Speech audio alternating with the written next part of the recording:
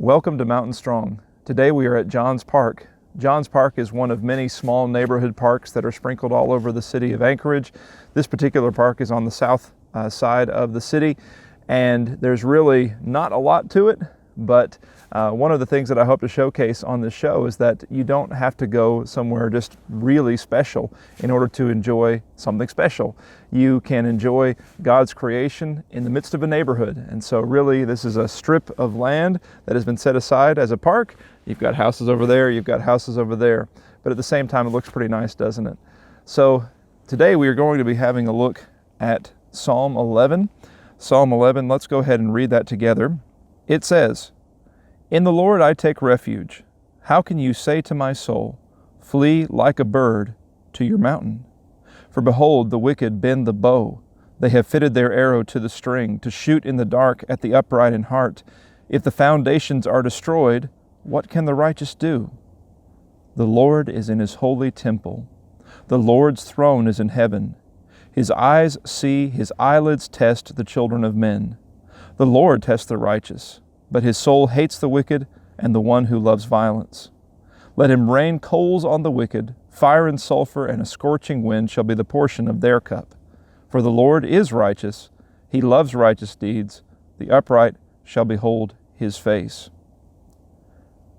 If you happen to have at your congregation one of the older psalm books, you might recognize that first line, "Flee as a bird to your mountain." The reality behind a lot of older songs is, I shouldn't say that. There are a lot of older songs that I really and truly love. They're precious. They teach things that the newer songs don't sometimes teach, and they have a sort of poetry about them that the newer songs sometimes seem to avoid. But so what sometimes happened in those older songs was that someone thought about a Bible verse, committed it to memory perhaps, or committed a phrase to memory, and later on revisited that thought without checking where they had heard it from in the Bible. I can only think that that's why the song comes across as it does. So in the song, "Flee as a bird to your mountain," the idea is that the mountain is God and you're fleeing to God. The psalm that we're reading here is actually saying exactly the opposite. The psalmist is saying, how could you say to me, flee as a bird to your mountain? How can I run away? Now it's interesting that that's the way the psalm begins, because in verse 2, there's a really good reason why he should run away. He talks about how the wicked have bent their bow. And the picture there, when you think about bending the bow, a bow and arrow, if you're familiar with this, when you string the bow, you bend it the first time. That's not what he's talking about. The wicked have not bent their bow in terms of stringing it. They've bent their bow in terms of pulling back that string with the arrow in place, with the intention of releasing it and attacking the righteous, the psalmist included. So usually if someone's pointing an arrow at you, you're going to run away, right? But David says, how can I run away? How can I run away in the face of this attack? He says, if I run away, what's at risk here? What's at stake here? He says, if the foundations are destroyed, what can the righteous do? At certain times, God actually does want us to run away.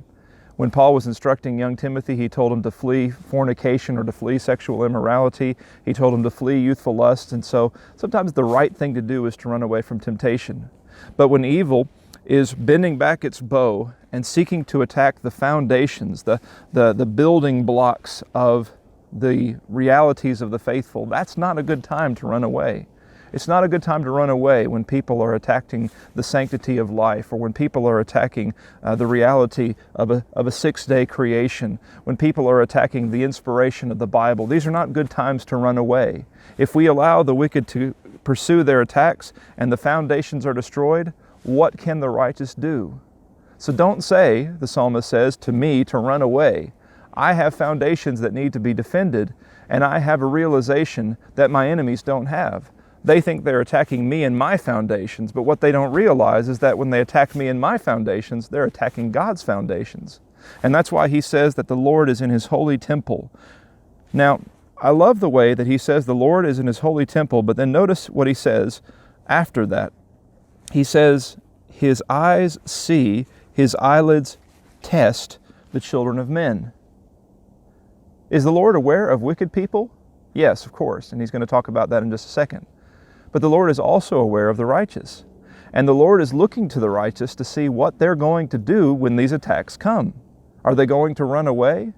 The psalmist says, I'm not going to fail God's test.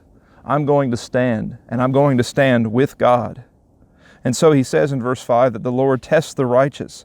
The Lord tests the righteous, but his soul hates the wicked and the one who loves violence. And so again, he's watching both, but his eyelids are trying. You think about eyelids trying, you picture God up there squinting and looking very carefully and intently at the righteous, and whether or not they're going to be on his side or whether they're going to run away and flee. The psalmist says, I'm not going to run away. God is seeing the situation, and he's going to take care of those who are wicked. He says in verse 6, in committing this matter to prayer, let him rain coals on the wicked. Fire and sulfur and a scorching wind shall be the portion of their cup. Let God do what I know he will. They will get what they deserve, but I am not going to run away. Why? For the Lord is righteous. He loves righteous deeds, and the upright shall behold his face. So the moral of that story basically then is that God is watching. And if God is watching, don't run away. Because when God is watching you, you don't want to have him see your back. You want to be able to see his face. And that's exactly how the psalm ends. It says, the upright shall behold his face. I don't say all this, of course, to ruin Flee as a Bird to Your Mountain. If you really like that song, it's a beautiful sentiment. It's just not inspired in any way by the psalm that it borrows that phrase from. Hope you have a wonderful day. God bless you.